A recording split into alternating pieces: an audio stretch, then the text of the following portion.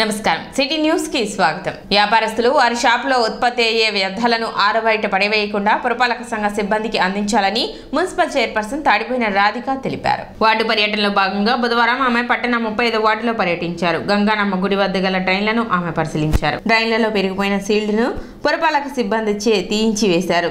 ఈ సందర్భంగా ఆమె మాట్లాడుతూ వ్యర్థాలను సైడ్ డ్రైన్లలో ఎక్కువగా పడవేయడం కారణంగా మురుగునీటి పారుదల సరిగా లేదని వాటిని సిబ్బందిచే తొలగింపు చేసినట్లు చెప్పారు। ముఖ్యంగా వ్యాపారస్తులు వారి షాపుల్లో వచ్చే వ్యర్థాలను కాలువల్లో పడవేస్తున్నారని అలా వేయకుండా పురపాలక సిబ్బందికి అందించాలని కోరారు। అదేవిధంగా వ్యాపార అవసరాల నిమిత్తం రోడ్డును ఆక్రమించుకుంటున్నారని దీనివల్ల ట్రాఫిక్ సమస్య తలెత్తి ప్రజలు ఇబ్బంది పడుతున్నారని ఈ సమస్యను కూడా త్వరలోనే పరిష్కరిస్తామని చైర్పర్సన్ రాధిక తెలిపారు। పట్టణ అభివృద్ధికి ప్రజలంతా సహకరించాలని ఆమె విజ్ఞప్తి చేశారు। కార్యక్రమంలో వైసీపీ నాయకులు కార్యకర్తలు పురపాలక సంఘ సిబ్బంది పాల్గొన్నారు।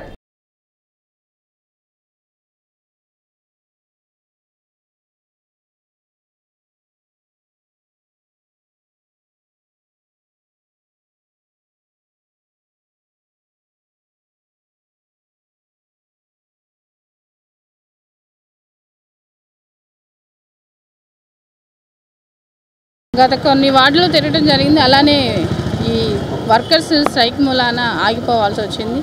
అది ఈ రోజున 35వ వార్డు 35వ వార్డు గంగానమ్మ గుడి వద్ద ఆ బజారు స్కిల్ట్ తీయడం జరుగుతుంది। అలానే ఈ షాపులు వాళ్ళకి దయచేసి చెప్పడం ఏంటంటే షాపుల ముందల కవర్లు బాటిల్స్ కొబ్బరి బొండాలు ఇలా వేయటాన వాటర్లు కాకుండా ఆగిపోవడం జరుగుతుంది। అది మీకే ఇబ్బంది, ఈ దోమలు ఉత్పత్తి అనేది పెరుగుతుంది। అది కొంచెం గమనించి మీరు మా వర్కర్స్ వస్తారు కాబట్టి వాళ్ళకి అందజేయాలని కోరుకుంటున్నాను। అలానే ఈ బళ్ళు రోడ్డు టిఫిన్ బళ్ళు కానీ ఇలా పెడతాన బళ్ళు రోడ్డు మీద అక్కరంగా ఆక్రమించుకోవడం జరుగుతుంది। మీరు ప్రజలకి ఇబ్బందిగా కాకుండా ఉండాలని కొంచెం మీరు గమనిస్తారని కోరుకుంటూ ముందు రోజు వార్డు అన్ని పర్యటించడం జరుగుతుంది, అన్ని సిల్ట్ తీయడం జరుగుతుంది। మధ్యలో ఈరోజు గ్యాప్ రావడం జరిగింది। ఏంటంటే వర్కర్ స్ట్రైక్ వలన మధ్యలో కొంతవరకు గ్యాప్ జరిగింది। జరగడం వలన ఈ వార్డుల్లో ఏమవుతుందంటే ఎన్నిసార్లు చెబుతున్నాం మన షాపులలో కానీ వాళ్ళకి కానీ వీళ్ళు కవర్లు మన థమ్స్అప్ బాటిల్స్ అన్నీ కాలువలు వేయడం జరుగుతుంది।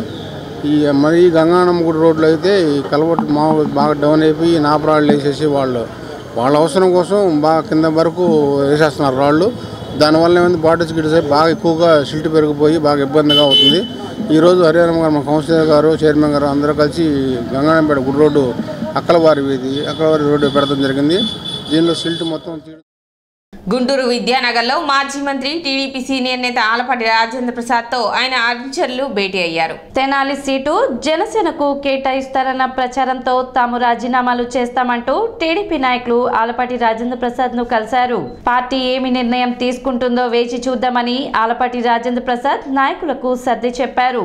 వైసీపీని తెనాలిలో ఎదుర్కోవాలంటే ఆలపాటి రాజేంద్ర ప్రసాద్ ఉండాలని ఇద్దరు నాయకుల అభిప్రాయాలు తీసుకొని సీటు ప్రకటించాలని, ఇష్టానుసారంగా సీటు నాదే అంటూ తెనాలిలో అలజడులు సృష్టిస్తున్నారని, ఇది పొత్తు ధర్మం కాదు, ఇద్దరు నాయకుల బలబలాలు చూసి సీటు ప్రకటించాలని, గెలిచే సీటు పోగొట్టుకోవద్దని ఆలపాటి రాజేంద్ర ప్రసాద్ విన్నవించినట్లు పార్టీ నేతలు తెలిపారు। అదే నాయకులు కూడా ఎవరు గెలుస్తారో ప్రజాభిప్రాయం మేరకు సీటు కేటాయించాలని విజ్ఞప్తి చేశారు। మొదటి నుండి మేము ఒకటే చెప్పి 6 నెలల నుండి ఇదే కార్యక్రమం చేసినా అది మంచి విధానం కాదు, బాధ్యతకరమైన వ్యక్తి మీరు। రెండు పార్టీలు పొత్తున్నప్పుడు ఉభయుల యొక్క అభిప్రాయాలు సేకరణ తర్వాత నిర్ణయం తీసుకోవాలి, కానీ సీట్ నాదే నాదే నాదే అని చెప్పేసి అడిగినోడికి అడగనోడికి అందరికీ చెప్పుకుంటా పోతే తెలుగుదేశం పార్టీ కేడర్ ఎట్లా పనిచేయాలి? మీకు పొత్తు ఆహ్వానిస్తున్నాం, ఖచ్చితంగా పొత్తు ఉండాల్సింది మేము గౌరవిస్తున్నాము। మీరు నిబద్ధత లేకుండా మీరు టీ పార్టీలు పెట్టి ఇళ్ళకెళ్ళి ఫోన్లు చేసి సీట్ నాదే సీట్ నాదే సీట్ నాదే అంటే కార్యకర్తలు తెలుగుదేశం పార్టీ పనిచేయడం అవసరం లేదా? ఇక్కడ ఎన్ని సంవత్సరాలు పనిచేస్తున్నాం తెనాలి నియోజకవర్గంలో మేము పార్టీ మొదటి పార్టీ ఆవిర్భావం నుండి తెలుగుదేశం పార్టీ పనిచేస్తా ఉన్నాం।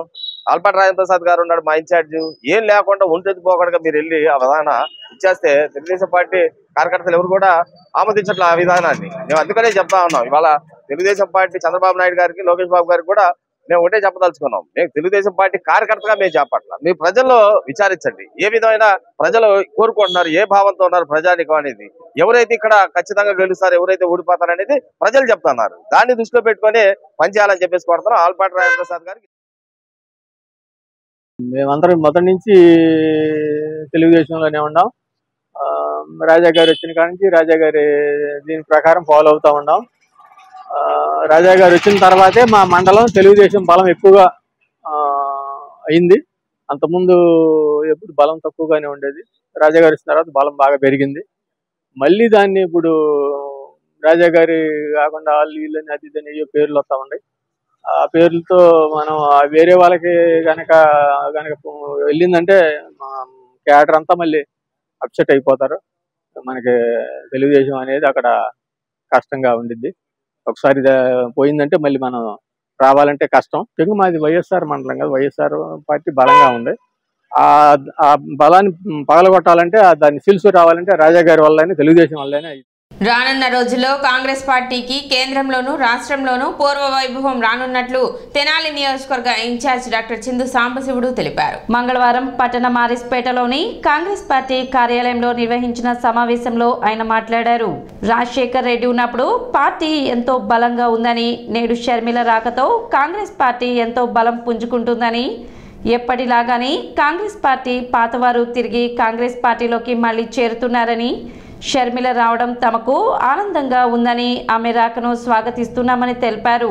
అదేవిధంగా రాహుల్ గాంధీ చేపట్టిన భారత్ జోడో న్యాయ యాత్ర విజయవంతం కావాలని, యాత్ర ముగిసే సమయానికి కాంగ్రెస్ పార్టీ కేంద్రంలో అధికారంలో ఉంటుందని డాక్టర్ చందు సాంబశివుడు ఆకాంక్షించారు.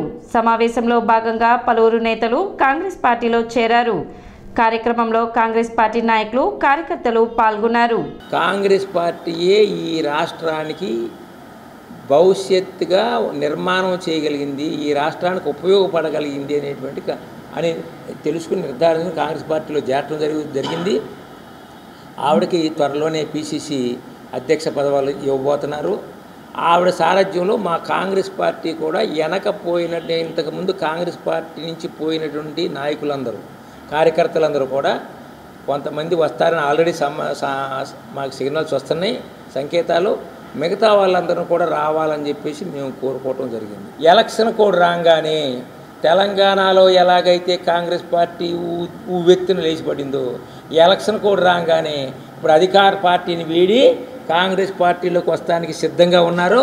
పార్టీ కూడా అప్పుడు మేము పార్టీ కూడా తిరిగి జవసత్వాలు సాధించుకుని తిరిగి రంగంలో, ముఖ్యమైన రంగంలో, ఎన్నికల రంగంలో చాలా ఉధృతంగా ఉంటామని చెప్పి మనవి చేసుకుంటూ, ఇప్పుడు కూడా మన వెళ్ళిపోయిన కార్యకర్తలందరికీ, నాయకులందరికీ కూడా మనవి చేసేదంటే తిరిగి కాంగ్రెస్ పార్టీలో రండి, మీకు సముచిత స్థానం ఉంటుందని చెప్పి మనవి చేసుకుంటూ, రెండవది దేశంలో రాహుల్ గాంధీ గారు భారత జోడో యాత్రని ఇంతకుముందు చేసి 167 రోజులు కన్యాకుమారి నుంచి కాశ్మీర్ దాకా చేసి తన యొక్క నిబద్ధత, భారతదేశం మీద తనకున్న నిబద్ధతను తెలియజేశారు. తద్వారా దేశంలో, ప్రపంచంలో కూడా రాహుల్ గాంధీ గారికి చాలా మంచి పేరు వచ్చింది. భారతదేశంలో మోడీ గారి పరిపాలనలో బీజేపీ చేసేటువంటి అన్యాయాలకి, మత ప్రాతిపదికన చేసేటువంటి బీజేపీ, ఆర్ఎస్ఎస్ మత ప్రాతిపదికన చేసేటువంటి విధానాలకు వ్యతిరేకంగా రాహుల్ గాంధీ గారు మొన్న జనవరి 14న భారత జోడో న్యాయ యాత్ర ప్రారంభించారు మణిపూర్లో. షర్మిల గారి పిసిసి ప్రెసిడెంట్ ఆల్మోస్ట్ ఖాయమైపోయింది. ఆవిడ రాకని మా కాంగ్రెస్ పార్టీ తెనాలి నియోజకవర్గమే కానీ తెనాలి డివిజన్ నాయకులందరూ కూడా నాయకుల తరపున మేము ఆవిడ రాకని స్వాగతిస్తాం. గతంలో అత్యధిక సంవత్సరాలు కాంగ్రెస్ ప్రభుత్వమే ఏలింది. ఈ మధ్యలో వచ్చిన ప్రాంతీయ పార్టీలు కొన్ని సంవత్సరాలు చేయటం, వాళ్ళు బాగా చేయలేదని అనుకోవటం, మళ్ళీ కాంగ్రెస్ పార్టీని తీసుకురావడం, మళ్ళీ ఇంకో ప్రాంతీయ పార్టీ. రాజశేఖర్ రెడ్డి గారు చనిపోయిన తదనంతరం ఆయన తనయుడు జగన్మోహన్ రెడ్డి గారు వారి తండ్రి గారి పేరుతోటి కాంగ్రెస్ ఒక పార్టీని పెట్టడం, ఆ పార్టీ విజయం సాధించింది. కానీ ప్రజల మనసులో దోసుకోలేకపోయారు. మళ్ళీ ప్రజలలో కాంగ్రెస్ పార్టీ వస్తే బాగుంటుంది, కాంగ్రెస్ పార్టీ ఇది అన్ని చేయడానికి ఈజీగా ఉన్నది అని చెప్పని చెప్పుకోవడం జరిగింది. అంతలోనే మనం అందరూ కూడా కొత్త విషయం విన్నాం.